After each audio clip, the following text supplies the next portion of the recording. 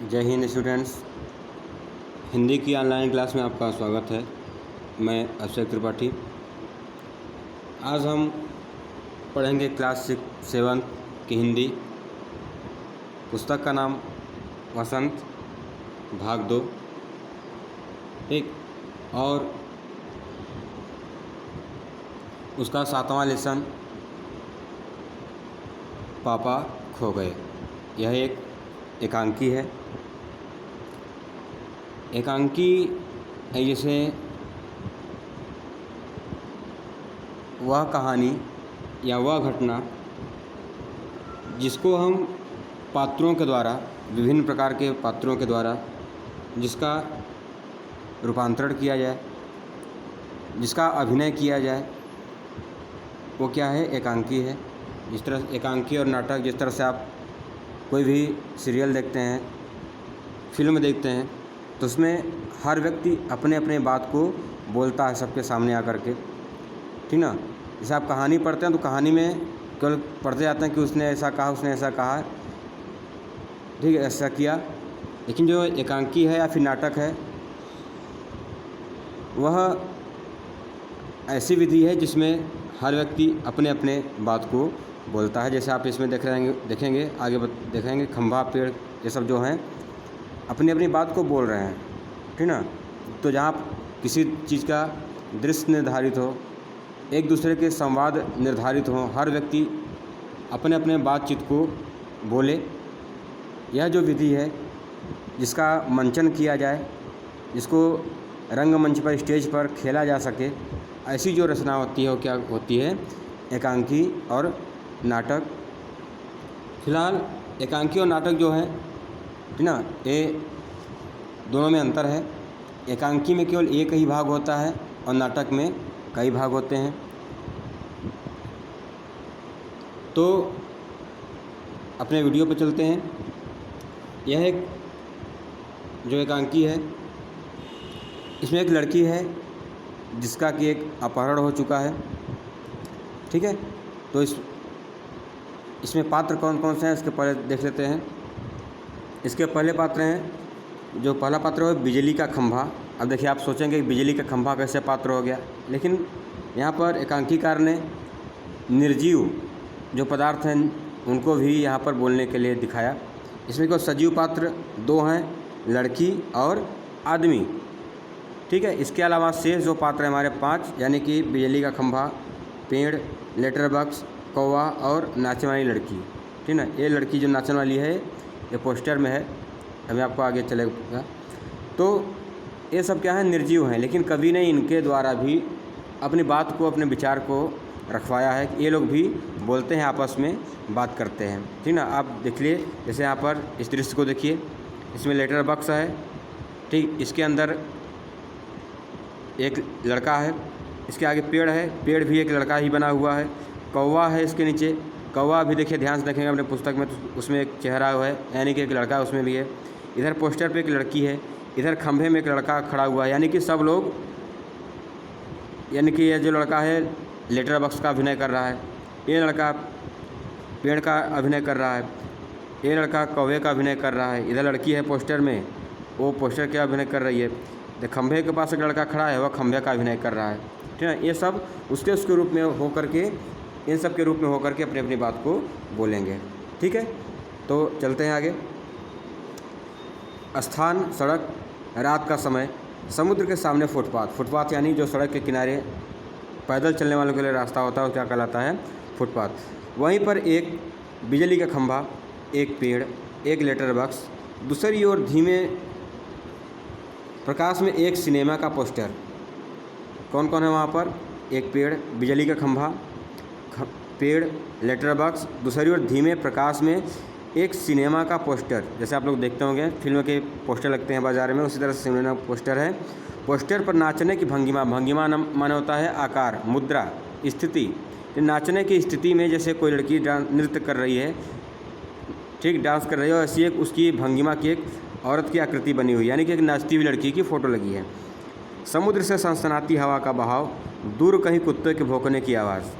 मतलब ये सब दृश्य है जो आप ब्लैक में देख रहे हैं, ठीक ना, डार्क में। वो ऐसा वहाँ पर दृश्य है, ऐसा माहौल है। वो जब आप इस एकांकी को रंगमंच पर खेलेंगे तो ऐसा माहौल वहाँ पर होना चाहिए। तो इससे पहले देखिए, अब हर लोग अपनी अपनी बात को बोलेंगे। यही है एकांकी कि हर व्यक्ति अपने अपने वार्तालाप को, अपनी अपनी बातचीत को बोलता है। ठीक, मंच पर सबके सामने आकर जो खंभा बना हुआ लड़का वो क्या बोलेगा, जम्हाई रोकते हुए, राम राम राम, रात बहुत हो गई। ठीक, पेड़ जो है, पेड़ जो लड़का बना हुआ है वो क्या बोलेगा, आजकल की रातें कैसी हैं, जल्दी बीतने ही नहीं आती। खंभा, दिन तो कैसे न कैसे हड़बड़ी में बीत जाता है। पेड़, लेकिन रात की बड़ी बोरियत होती है। अब ये दोनों आपस में बातचीत कर रहे हैं, जो पेड़ है वो खंभा है, ये दोनों आपस में बात कर रहे हैं। ठीक है, अगर अब ये मंचन होगा तो इसमें इसके रूप में लड़के होंगे, लड़कियां होंगी, जो भी हों, ठीक है, कोई भी कर सकता है। खंभा, तब भी बरसात की रातों से तो ये रातें कहीं अच्छी हैं। पेड़ राजा, मैं तो बात कर, वो जो खंभा है पेड़ से कह रहा है कि तब भी बरसात की रात से तो ये रातें कहीं अच्छी हैं पेड़ राजा। बरसात की रातों में तो रात भर भीगते रहो, बादलों से आने वाली पानी की मार खाते रहो, तेज़ हवाओं में भी बल्ब को कसकर पकड़े बराबर एक टांग पर खड़े रहो। बिल्कुल अच्छा नहीं लगता। उस वक्त लगता है इससे तो अच्छा था न होता बिजली के खंभे का जन्म, बल्ब फेंक तब दूर कहीं भाग जाने का जी होता। वह कहता है कि अगर हमारा जन्म खंभे का ना होता, हम खंभा ना होते, तो हमको इतनी दिक्कत है कि रात भर खड़े रहते हैं, एक टाइम पर खड़े रहते हैं, कितनी भी बारिश हो, बारिश में भीगते रहते हैं, बादलों के बौछार को बर्दाश्त करते रहते हैं, लेकिन हम कहीं जा नहीं सकते हैं। हमारा काम क्या है, हम बिजली का जो बल्ब है, इस बल्ब को पकड़े हुए हैं। ठीक, इसको हम छोड़कर कहीं जा नहीं सकते हैं। आगे चलते हैं। पेड़, मुझ पर भी एक रात आसमान से गड़गड़ाती बिजली आकर पड़ी थी। जब वो कहता है कि मैं, खंभा बोलता है कि मैं बारिश को बर्दाश्त करता हूँ, पानी को झेलता हूँ। ठीक, तो जो पेड़ है वो क्या कर रहा है, मुझ पर भी एक रात आसमान से बिजली गड़गड़ाती बिजली आकर पड़ी थी। अरे बाप रे, वो बिजली थी या आफत, याद आते ही अब भी दिल धक धक करने लगता है। और बिजली जहाँ गिरी थी वहाँ खड्डा कितना गहरा पड़ गया था। खड्डा नहीं, गड्ढा। खंभे महाराज, वो कह रहा, जब वो खंभे ने उसको कहा वृक्ष महाराज, पेड़ महाराज, तो उसने क्या कहा, खंभे महाराज। ठीक, कि वो कहता है कि तुम ही केवल कष्ट नहीं बर्दाश्त कर रहे हो, मैंने भी एक बार कष्ट को बर्दाश्त किया था, मेरे ऊपर भी बिजली आकर के गिरी थी, और उस ये दृश्य को जब मैं याद करता हूँ तो मेरी हालत ख़राब हो जाती है। ठीक, दिल धक धक करने लगता है। और उससे मेरे ऊपर जो बिजली गिरी थी उससे कितना बड़ा गड्ढा हो गया है खंभे महाराज। अब जब कभी बारिश होती है तो मुझे उस रात की याद हो आती है, अंग थर थर काँपने लगते हैं। जो वृक्ष है वो कह रहा है कि जब मुझे उस दिन की याद आती है तो मेरे अंग घबराहट में डर करके थर थर काँपने लगते हैं।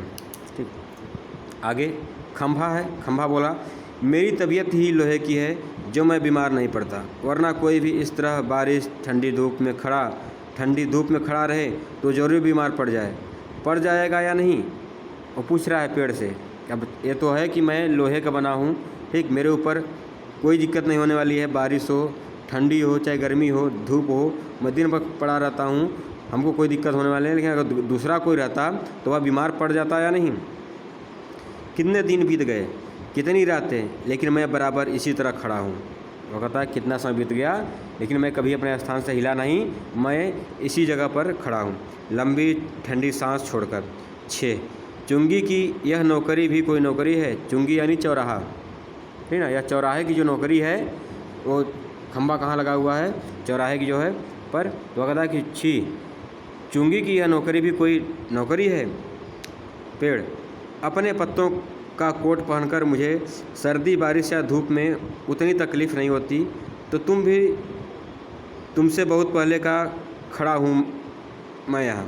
वह कहता है जो वृक्ष है कि मैं अपने पत्तों का कोट पहना हुआ हूँ, मुझे सर्दी, बारिश या धूप में उतनी तकलीफ़ नहीं होती है, तो भी मैं तुमसे पहले का यहाँ खड़ा हूँ। वह कहता है कि मैं तुमसे पुराना हूँ, मतलब कि जो वृक्ष है वो खंभे से पहले का वहाँ है। यही मेरा जन्म हुआ इसी जगह। वो कहता है कि मेरा जन्म, वृक्ष कहता है मेरा जन्म इसी जगह पर हुआ, तब सब कुछ कितना अलग था। कहता है कि मेरा जन्म इसी समय हुआ, लेकिन जब मेरा जन्म हुआ तब सब कुछ अलग था। वहाँ के सब ऊंचे ऊंचे घर नहीं थे। वह कहता है कि इस समय जो यहाँ चारों तरफ घर दिखाई दे रहे हैं, इस समय वो ऊँचे ऊँचे घर नहीं थे तब, यह सड़क भी नहीं थी, वह सिनेमा का बड़ा सा पोस्टर और उसमें नाचने वाली औरत भी तब नहीं थी, सिर्फ मेरे सामने का यह समुद्र था। बहुत अकेलापन महसूस होता था। तुम्हें जब यहाँ लाकर खड़ा किया गया तो सोचा चलो कोई साथी तो मिला, इतना ही सही, लेकिन वो भी कैसे, वो भी कहाँ। तुम शुरू में मुझसे बोलने का ही कोई तैयार नहीं थे। मैंने बहुत बार कोशिश की, पर तुम्हारी अकड़ इतनी ऊंची है तो रहने दो। मैंने भी कभी कभी आवाज़ नहीं लगाई। हाँ, अपना भी स्वभाव जरा ऐसा ही है। वह कहता है कि मैं बहुत तुमसे यहाँ पर पहले का पढ़ा हूँ। जब मैं यहाँ पर आया था यहाँ पर कुछ नहीं था, ठीक, ये घर नहीं थे, तुम नहीं थे, पोस्टर नहीं था, कुछ भी यहाँ पर नहीं था। कुछ दिनों बाद तुम आकर आए यहाँ तो मैंने सोचा चलिए कोई मित्र तो मिला, लेकिन तुम्हारा स्वभाव भी वैसा ही था। ठीक, तुम हमसे नहीं बोले तो हमने भी बोलना अच्छा नहीं समझा। और एक दिन जब आंधी पानी में मैं बिल्कुल तुम्हारे ऊपर ही आ पड़ा, वह जब बताया तो वह जो है खंभा कहा कि एक दिन जब मैं तुम्हारे ऊपर ही आ पड़ा यानी गिर पड़ा तब पेड़। बाप रे, कैसा था वो आंधी पानी का तूफान। अब ठीक, वह कहता है खंभा, तुम खड़े थे इसलिए मैं कुछ संभल गया। हाँ, तुमने मुझे ऊपर झेल लिया, वह अच्छा हुआ। चाहे तुम खुद काफ़ी जख्मी हो गए, बाद में मेरा गरूर भी झड़ गया। गरूर माने घमंड भी झड़ गया और अपनी दोस्ती हो गई। हवा आज भी बहुत है। ठीक है, जब वह कहता है कि हाँ पहले मैं घमंडी था, लेकिन एक बार ऐसा हुआ कि हवा के कारण, बारिश के कारण मैं तुम्हारे ऊपर गिर गया था। अगर तुम ना होते तो मैं टूट जाता, लेकिन तुमने मुझे अपने ऊपर रोक लिया और तुमको चोट भी लगी, यानी कि तुम्हारी डालियाँ टूट गई। ठीक है, इसके बाद मेरा जो गुरूर था वो घमंड भी समाप्त हो गया। तो फिर कहता हवा आज भी बहुत है। ठीक है, दोनों चुप, हवा की आवाज़। अब देखिए ये दृश्य है, नहीं यहाँ तक अब ये दोनों बात कर रहे हैं। एकाएक वहाँ पर माहौल परिवर्तन होता है, दृश्य बदलता है। तो वहाँ का अब अगला दृश्य क्या चल रहा है, दोनों चुप हो गए। हवा की आवाज़, कुत्ते का भौंकना, पोस्टर पर बनी नाचने वाली औरत टेढ़ी हो जाती है, उसके घुंघरू बजते हैं, वह फिर पहले की तरह स्थिर हो जाती है। लेटर बॉक्स किसी दोहे का एक चरण गुनगुनाता है और रुक जाता है। ठीक है, अब यहाँ पर कौन आ गया, तीसरा जो पात्र है वो आता है लेटर बॉक्स। ठीक, तो अगर आपको कहीं किसी प्रकार की दिक्कत आ रही है, कहीं कुछ समझ में नहीं आ रहा है, तो आप लोग कमेंट करके पूछ लीजिए। चैनल को सब्सक्राइब करिए, वीडियो को लाइक करिए। घर पर रहिए, सुरक्षित रहिए। जय हिंद।